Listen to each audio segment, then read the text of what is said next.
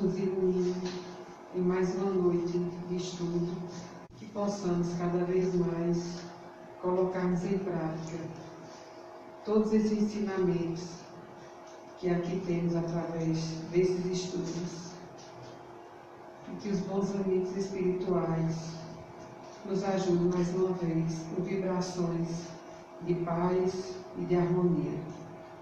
Que assim seja. Que assim seja. Então hoje nós vamos continuar com penas futuras, segundo o Espiritismo, aquele item Código Penal da Vida Futura. E vamos ver aqui uma introdução do nosso estudo do livro Palavras de Vida Eterna, capítulo 28. Devemos ao Senhor a felicidade de nossa gradativa independência para a imortalidade. Entretanto, para atingir a glória divina a que estamos destinados, é preciso saibamos renunciar conscientemente à nossa própria emancipação, sustentando-nos no serviço espontâneo em favor dos outros, porquanto somente através de nossa voluntária rendição ao dever é que realmente alcançaremos a auréola da liberdade vitoriosa. Então vamos aqui refletir um pouco sobre alguns pontos dessa passagem do capítulo 28 de Emmanuel.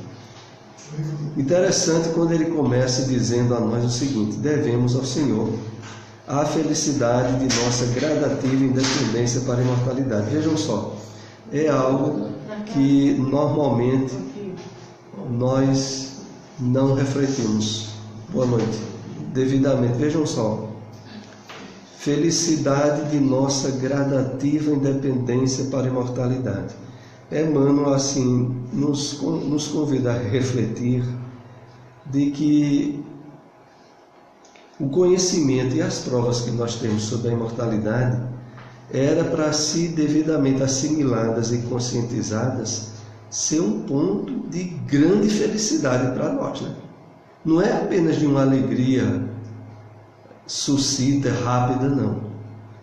Se estivéssemos nós bem conscientizados e convictos daquilo que a gente já viu muitas provas, conhece N situações onde a mediunidade evidencia que nós temos um espírito imortal, isso era para ser indício de uma certa felicidade, de um certo bem-estar íntimo, que normalmente a gente não para refletir se teve isso ou não tem, ou por que não tem.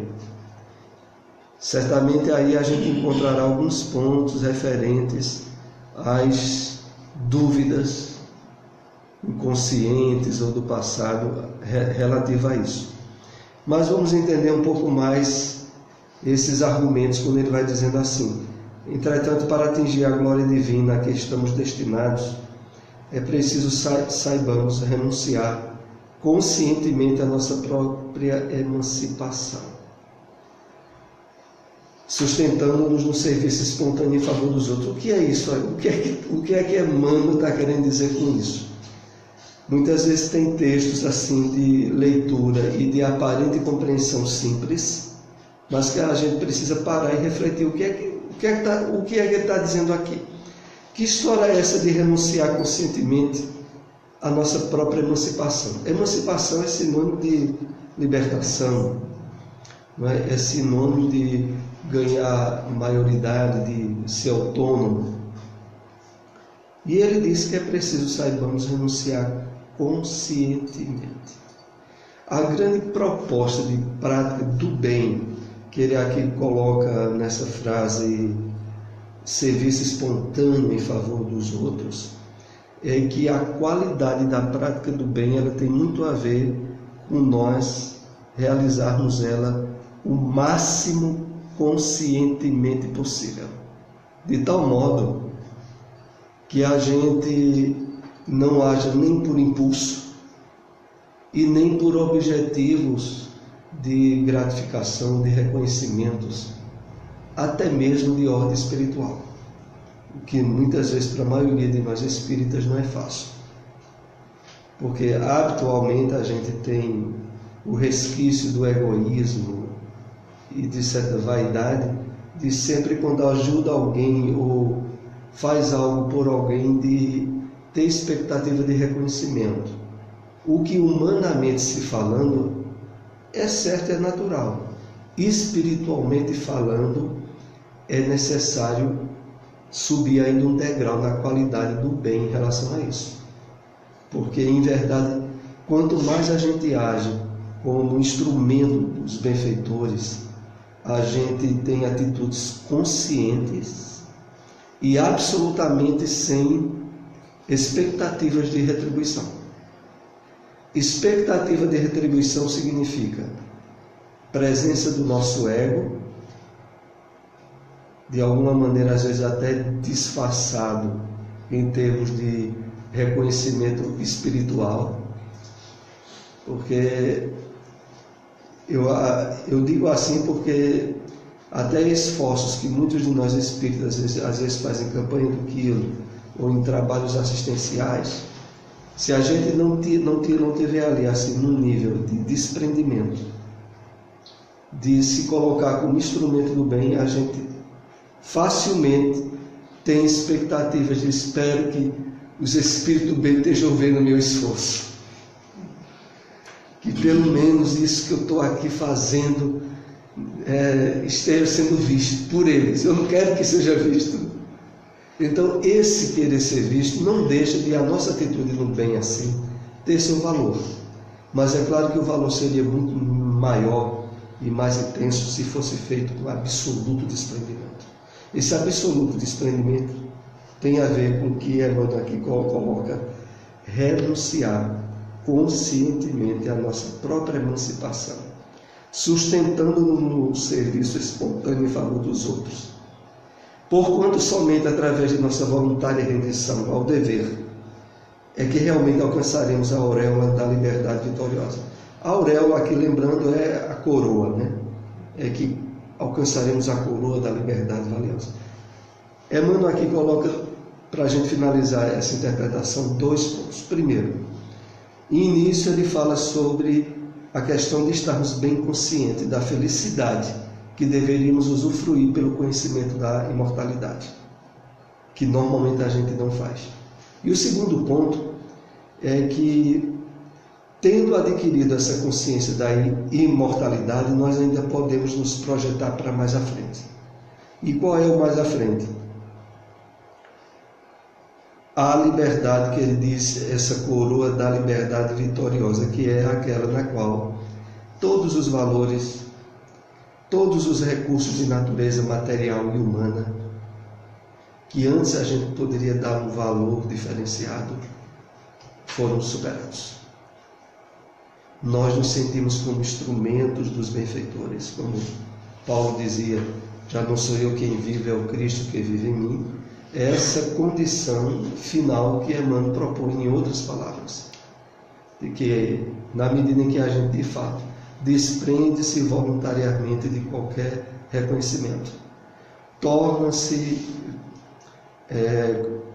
preocupado e atuante em ajudar as pessoas no serviço espontâneo em favor aos outros, nós iremos atingir esse último nível, que é o que o apóstolo Paulo havia assinalado. Bom, fica aqui pelo menos algumas pinceladas para que a gente leia depois o capítulo todo. Isso aqui é só um parágrafo do capítulo 28 que Emmanuel nos traz. Vamos então para penas futuras segundo o Espiritismo, o Código Penal da Vida Futura, que já é o nosso terceiro encontro. O espírito sofre, quer no mundo corporal, quer no espiritual, a consequência das suas imperfeições. As misérias, as vicissitudes padecidas na vida corpórea são oriundas das nossas imperfeições. São expiações de faltas cometidas na presente ou em precedentes existências. Olha, é decorrente do conteúdo desse slide que nós lemos, que tem muita gente que, principalmente os nossos irmãos das igrejas evangélicas, que quando eles recebem algum conhecimento rudimentar sobre reencarnação, eles dizem logo, Deus me livre. Se for para voltar aqui na Terra de novo, é por isso que eu nem acredito nisso, porque voltar para cá de novo eu não quero. Porque a pessoa que percebe a vida aqui na Terra pelo ângulo de sofrimentos, dificuldades, tragédias, perdas de entes queridos, desgraça, e na sua religião recebe um conhecimento de que, a promessa do reino dos céus, a promessa de Jesus é tu não vir aqui mais nunca. E aí a pessoa diz, graças a Deus, eu mesmo vim para a Terra de novo para fazer o quê? Sofrer de novo? É por isso que eu não acredito em reencarnação, já vi muitos argumentos em cima disso. Interessante é que quando nós vamos conhecendo o Espiritismo vai ainda muito mais longe do que isso, porque o Espiritismo diz, olha, tu não só tem que voltar para reencarnar, como tu ainda vai sofrer no mundo espiritual. Ele diz, pronto, religião desgraçada, porque eu estou sofrendo, vou sofrer no mundo espiritual, quando eu reencarnar vou sofrer de novo. Que desgraceira! Quem é que inventou uma coisa dessa? Né? E aí surgem logo os argumentos absurdos. É por isso que eu não quero acreditar em reencarnação, porque é muito sofrimento, se for olhar por esse ângulo. Mas aqui a gente vai tentar extrair os ângulos completos, para que a gente não se prenda só à questão de sofrimento. Porque aqui é dito de forma bem clara, primeiro, o espírito sofre, quer no mundo corporal, quer no espiritual, mas sofre o quê? As consequências das suas imperfeições. Então as coisas começam a ficar mais restritivas. Você não está sofrendo aqui na Terra de graça. As problemáticas, as doenças, a família que você tem, o seu quadro de provas e de sofrimentos particulares é seu. É consequência do que você andou fazendo no passado. E dependendo de como você estiver se conduzindo aqui, a sua continuidade de vida no plano espiritual terá atenuantes ou agravantes, assim como a sua próxima encarnação. Então não é um sofrer à toa, não é um reencarnar na Terra para continuar na desgraceira. É, na verdade, quando começa o texto aqui dizendo, é consequência das suas imperfeições. A gente sofre aquilo que precisa sofrer, em qualquer área de atuação pessoal nossa. As misérias, as vicissitudes padecidas na vida corpórea são oriundas das nossas imperfeições. São expiações de faltas cometidas na presente ou precedentes existências. E aqui é bom a gente, inclusive, refletir sobre essa separação, porque há muito sofrimento que se passa aqui na Terra, que é o resultado das más escolhas da vida atual. Não se pode, muitas vezes, e facilmente generalizar o sofrimento atribuindo a reencarnações do passado. Em verdade, quando nós lemos no capítulo 5 do Evangelho segundo o Espiritismo, Bem-aventurados os aflitos, que separa causas atuais das aflições e causas anteriores das aflições, o texto deixa bem claro de que, na maioria das vezes, a maioria dos sofrimentos que a pessoa passa na Terra, se ela refletisse bem, ela perceberia que a causa foi as más escolhas dessa vida.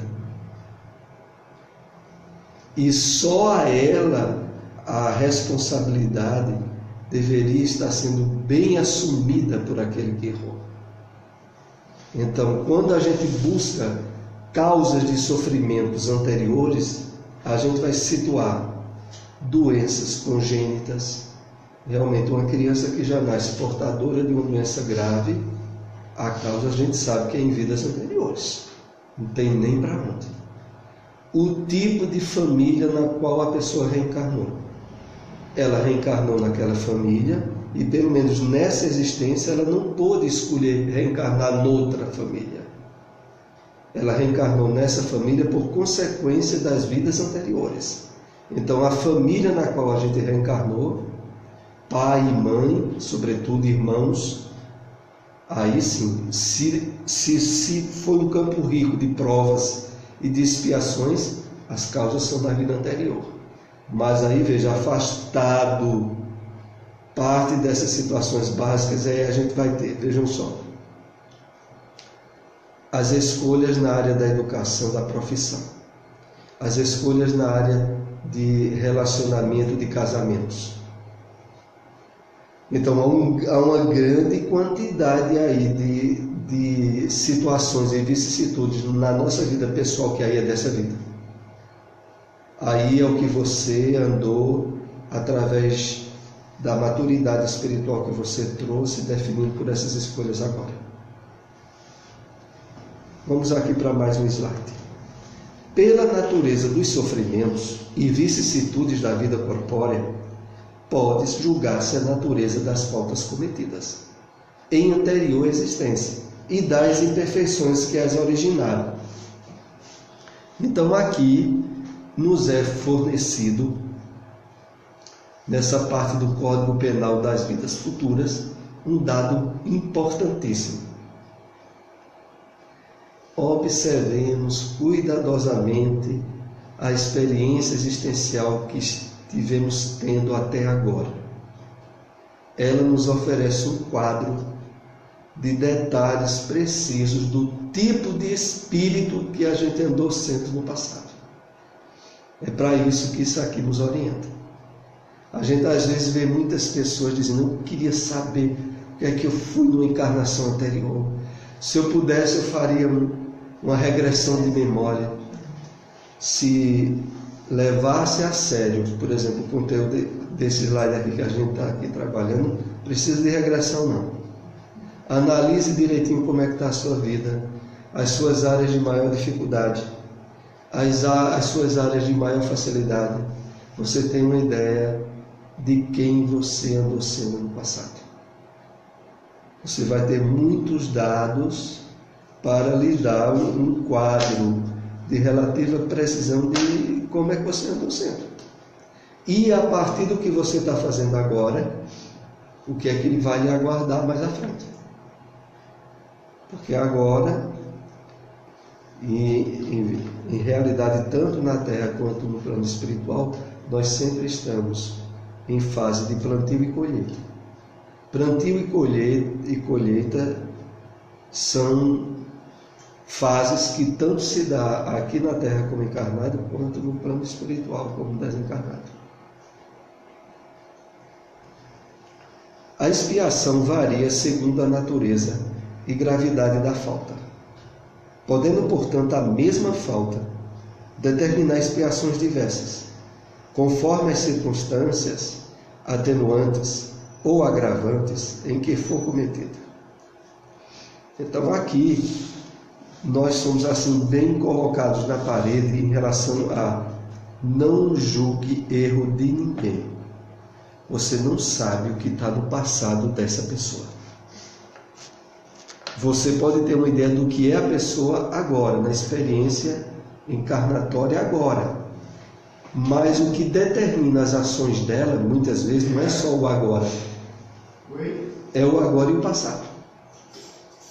E aqui é onde entra essa questão aqui de que, perante as leis divinas, um mesmo erro cometido por dois espíritos aqui na Terra poderão trazer individualmente para cada um deles consequências bem diferentes. O mesmo erro grave, um crime, que duas pessoas cometeram agora, o mesmo crime, pode ter consequências muito diferentes em termos de expiação, em termos de sofrimento no mundo espiritual. Porque perante a consciência da própria criatura e as leis divinas, o que é levado como fator determinante é todo um quadro que abrange essa vida e as vidas anteriores. Então a gente nunca pode, né, fazer esse tipo de julgamento. Inclusive eu tinha visto, parece que foi hoje que eu compartilhei no Facebook uma frasezinha que dizia assim: mais ou menos isso, quando alguém lhe julgar, empreste a ela os seus sapatos. Era uma frase assim, querem dizer o seguinte: quando você é alvo de julgamento por alguém, dê a ela os seus sapatos, os seus pés, das experiências que você teve, para ver se ela tem condições de lhe julgar. Porque, em verdade, o comum é que nós não levamos isso muito em conta. Deixa eu ver aqui a frase. Ela parece que está aqui fácil, se tiver eu vou lê-la para não ser tão agravante do teor dela. E aqui eu tenho compartilhado com a pessoa aqui. Pronto, tá aqui. Veja só o que é que diz. Quando alguém julgar o seu caminho, empresta a ele os seus sapatos. É exatamente isso que a gente estava comentando aqui. A gente não pode julgar ninguém, porque a gente não sabe, né, aonde vem as experiências que a pessoa traz, do presente e do passado. E aí isso só a consciência dela e as leis divinas. É quando aqui diz no final, conforme as circunstâncias atenuantes ou agravantes em que foi cometida. Então isso é para qualquer ocorrência que se cometa na Terra ou fora da Terra. Há uma série de circunstâncias acessórias que podem agravar ou atenuar um erro que a pessoa cometeu, por mais grave que tenha sido esse erro. Não há regra absoluta, nem uniforme, quanto à natureza e duração do castigo. A única lei geral é que toda falta terá punição e terá recompensa todo ato meritório, segundo o seu valor. E aqui é bom a gente lembrar que não é Deus que castiga, né? Porque quando fala aqui a duração do castigo, é exatamente a própria imposição consciencial que o espírito faz a si mesmo pelo erro que cometeu.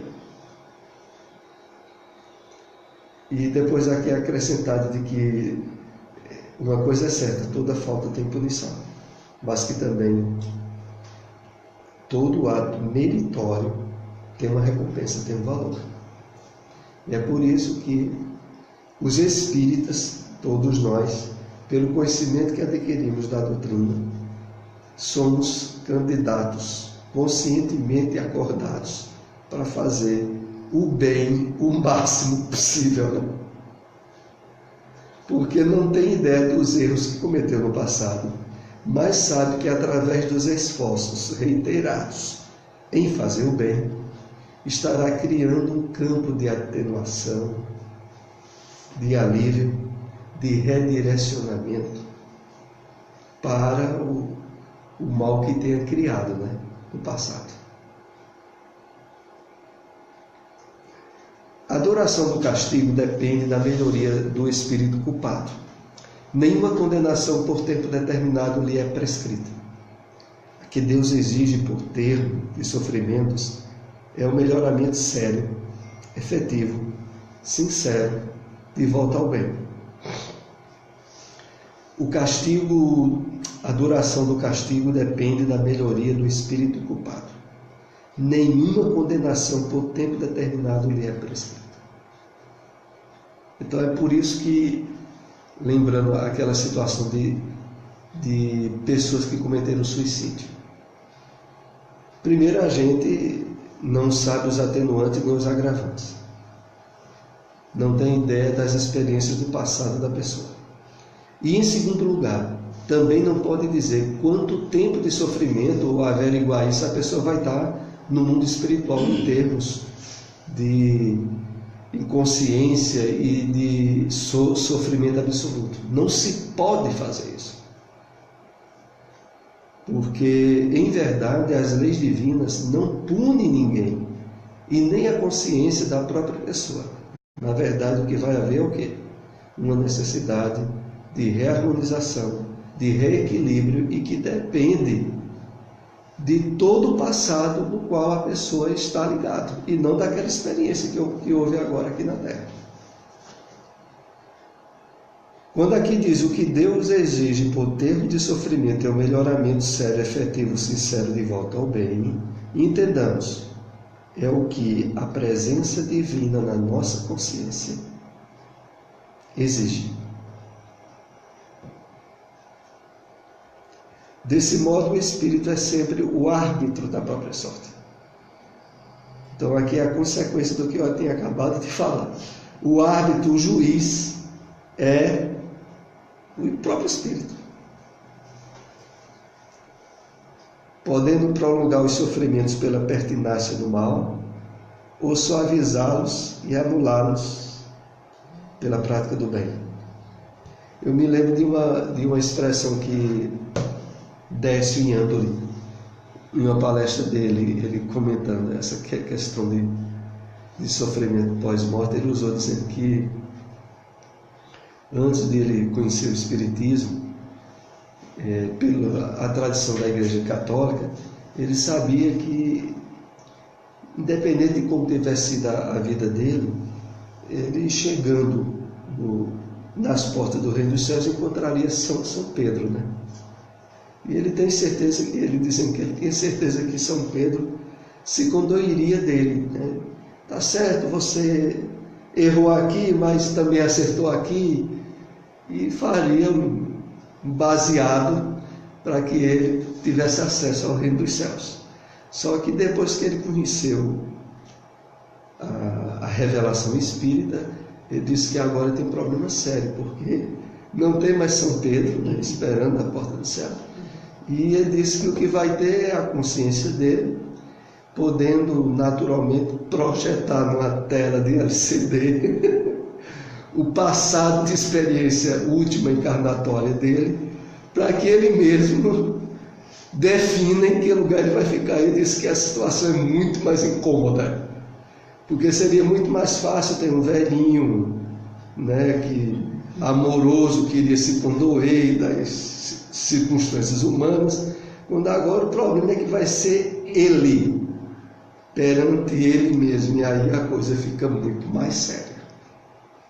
É fazer o máximo de esforço da prática do bem. A questão toda, e que para nós espírita não deveria ser nenhuma dificuldade, é porque com o Espiritismo a gente aprende, e tem muito bem certo, de que quem rege o mundo é Deus, é as leis divinas.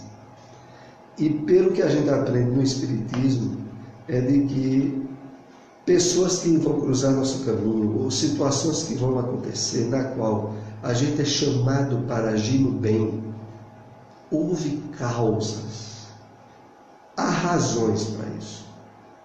E que isso deve fazer com que a gente faça o bem sem medir esforços e dando com a mão direita sem que a esquerda saiba.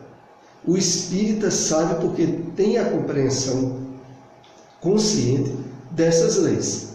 Agora, muitos irmãos nossos cristãos que não têm, é de se esperar que eles duvidem mais, de que muitas vezes ele pode ter a situação de ajudar alguém, mas ele ficar em dúvida se ali ele não está sendo ludibriado, e de que ali aquela pessoa pode estar sendo um instrumento do Satanás ou do mal contra ele. O espírita não tem isso. Então o espírita realmente tem os instrumentos e as possibilidades para fazer o bem com muito mais intensidade, constância e desprendimento. E sobretudo quando sabe que nada do que ele faça de bem a alguém vai perante a consciência dele, espírita, que está ali realizando o bem, é algo perdido, mesmo que seja alguém que esteja ali lhe enganando. Porque se alguém vem lhe enganar, entre aspas, lhe pedindo uma ajuda, e você dá essa ajuda à pessoa, se tem alguém que ficou com um problema, foi quem recebeu. Você foi intermediário de algo que na verdade nem era seu, já que nós aqui na Terra aprendemos com o Espiritismo em termos de consciência de que tudo é empréstimo. Você passou para ele um empréstimo. E ele vai ter que dar conta desse empréstimo, não é a você, é a Deus. Bom, continuando, uma condição inerente à inferioridade dos espíritos é não lobrigarem o termo da provação, acreditando-a eterna, como eterno lhes pareça deva ser tal castigo. Essa aí é uma das grandes situações de impacto que a revelação espírita nos dá sobre o sofrimento dos espíritos inferiores, dependendo do nível de ignorância deles. Porque eles podem ter, e facilmente têm, uma ideia de que aquele estado de inquietude, de sofrimento é eterno. E isso por si só é um sofrimento muito grande, por não vislumbrarem a ideia de que aquilo ali é temporário e que vai haver uma renovação daquilo. Então, acreditando a eterna, como eterno lhes pareça, deva ser um tal castigo. Quem já leu o livro Memórias de um Suicida? Aqui, quem já leu Memórias de um Suicida? Geral, duas pessoas, um tenta, não consegue. Porque em Memórias de um Suicida, de Ivone do Amaral Pereira, a gente tem uma ideia desse tipo de sofrimento. Porque lá é narrado de forma muito detalhada essa situação que esses espíritos passavam, que um dos sofrimentos piores era esse. Era de achar que aquilo não ia acabar nunca. Isso por si só é um nível de expiação muito grande.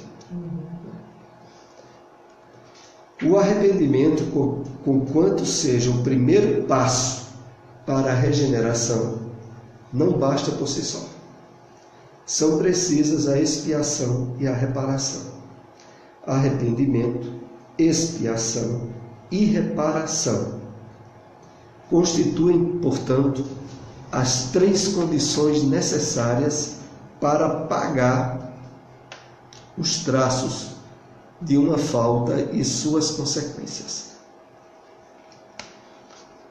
Então, não é muito fácil resolver os erros que a gente comete, né? E dependendo da gravidade do erro, né?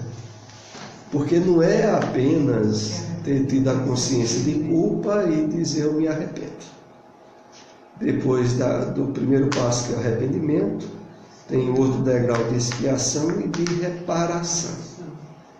Então, a maneira com que a doutrina espírita nos conscientiza do grande mal que é fazer o mal é de fazer com que qualquer um espírita, ou aquele que mesmo tem um conhecimento rudimentar do espiritismo, ele pense duas vezes antes de prejudicar alguém.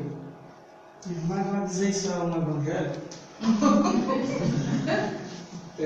Eu conversando com um amigo evangélico, ele contando, assim, a gente conversando sobre que ele falava muito que eu ia para o inferno e ele estava no céu.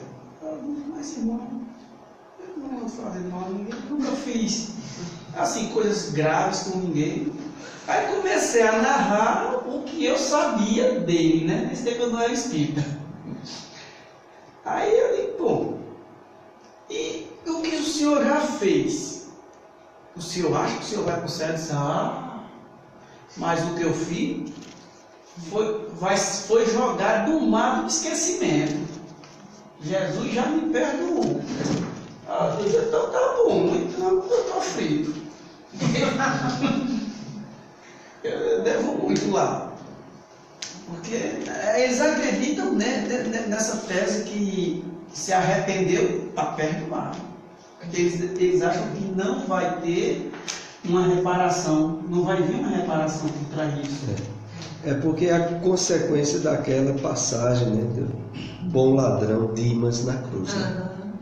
É a consequência natural daquela passagem, porque Com a interpretação aparentemente, de forma literal, a Bíblia diz que o bom ladrão Dimas, quando disse a Jesus que ele estava ali porque merecia estar, mas que sabia que Jesus era justo e que não mereceria estar ali, e Jesus diz a Dimas que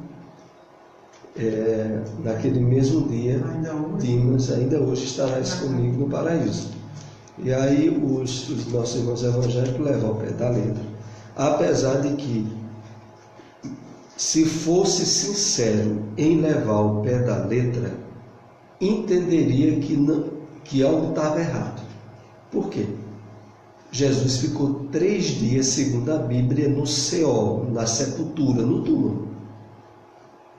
Não entrou para o reino dos céus naquele dia. Então Jesus teria mentido para ele. Porque mesmo que a pessoa diga, não, mas a Bíblia está dizendo que Jesus disse que no mesmo dia. E porque Jesus não foi no mesmo dia?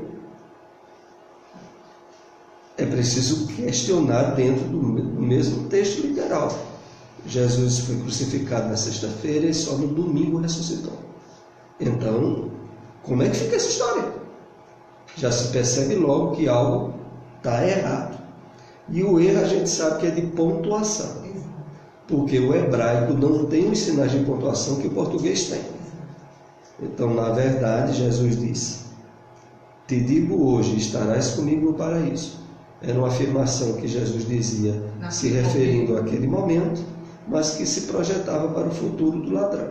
O ladrão ali teria dado o primeiro passo que a gente está vendo aqui, o arrependimento.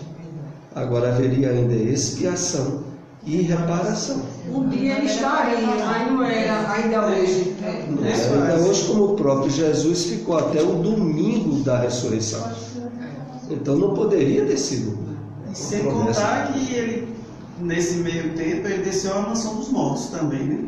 O fato também de que, espiritualmente, Jesus, segundo a carta de Pedro, foi pregar os espíritos em prisão, e de que, enquanto isso, Dimas estaria esperando, né? Porque não foi no mesmo dia. Então, tem que se ver por esse ano. Portanto, são 3 condições necessárias para pagar os traços de uma falta e suas consequências. Agora, é interessante porque a maioria de qualquer um cristão, até por questão de consciência, quando ele prejudica alguém aqui na terra e ele se arrepende, ele sente necessidade de reparar o prejuízo que fez a pessoa. Senão ele não se arrependeu. Se há uma condição natural em qualquer um cristão, independente se é espírita ou não, é que quando ele causa um prejuízo a alguém, por exemplo, um prejuízo financeiro a alguém, e se arrependeu de ter feito aquilo à pessoa, no mínimo lhe vem espontaneamente na consciência o desejo de reparar o mal que fez. E agora eu quero ver como é que eu vou lhe dar o prejuízo que eu lhe fiz, você não merecia ter tido. Isso é natural para qualquer um cristão. Isso durante a própria encarnação. Mais ainda em termos espirituais. Porque quando isso ocorre, dependendo do erro e o arrependimento não houve nessa vida, e nem houve nessa vida a possibilidade de reparar, no plano espiritual, invariavelmente, a pessoa ficaria com a consciência de não, aquilo que eu tenho que devolver aquilo que eu tomei ou que eu prejudiquei alguém, pode ficar assim. E também o sentimento de culpa também, né? Que naquele livro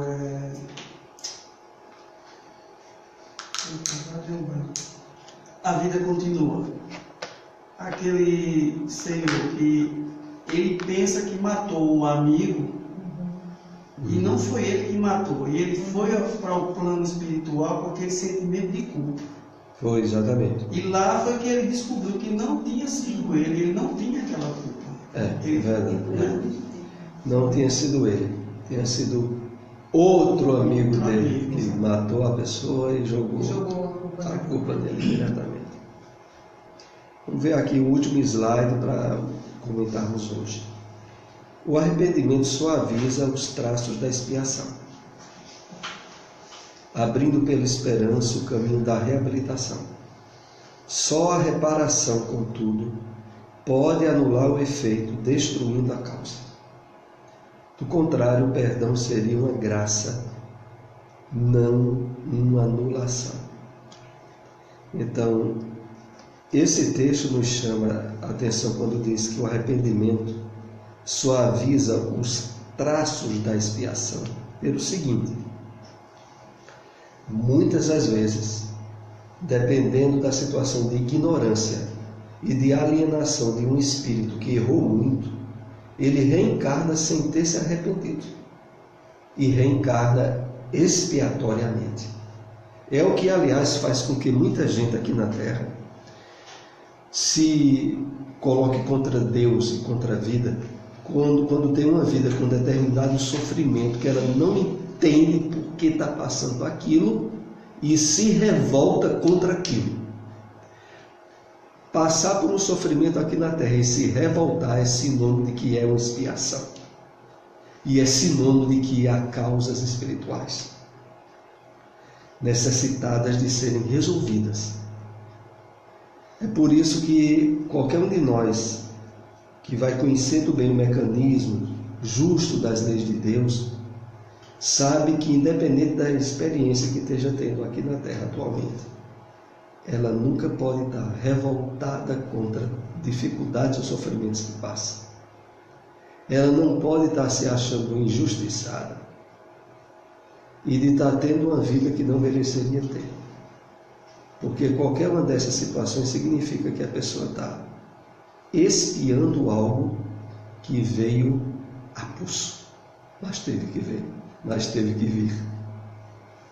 O primeiro grau que existe de aceitação, independente do tipo de expiação que o espírito passa, ele já ter se arrependido no plano espiritual ou até mesmo na vida anterior, sem ter havido um período de expiação ou de reparação.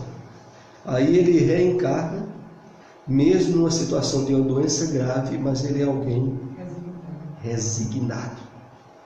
Isso a gente muitas vezes vê em pessoas com doenças congênitas graves e que a pessoa tem uma resignação que toca as pessoas que a conhecem.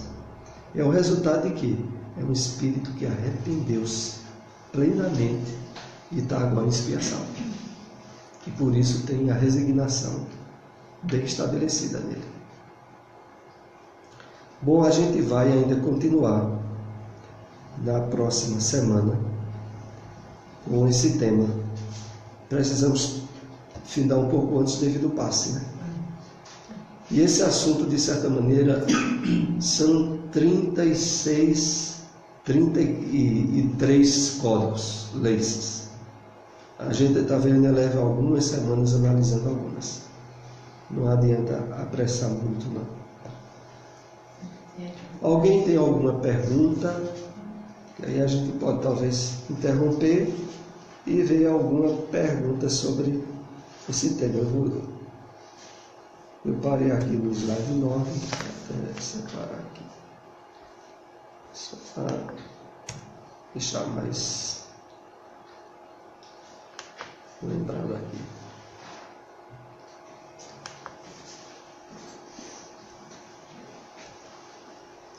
Aqui tem um slide aqui ainda que ainda vale a pena comentar, porque tem a ver com o arrependimento. Eu ia parar ali no 9, a gente para aqui no 10. Veja só o 10. O arrependimento pode dar-se por toda parte e em qualquer tempo. Se for tarde, porém, o pago sofre por mais tempo. Então, quando aqui diz que o arrependimento pode dar-se por toda parte e em qualquer tempo, é como estávamos dizendo, às vezes o arrependimento já se dá durante a própria encarnação ou no plano espiritual. Mas que de qualquer maneira esse arrependimento vai ter que surgir. Se vai surgir consequência até mesmo da própria expiação, que o espírito se submeta ou venha a ser submetido, é uma possibilidade. Mas o arrependimento será imprescindível antes de haver a reparação. Porque também não adianta só expiar sem reparar, não. E, por exemplo, alguém mata, assassina uma ou mais pessoas na Terra. Arrependeu-se, certo?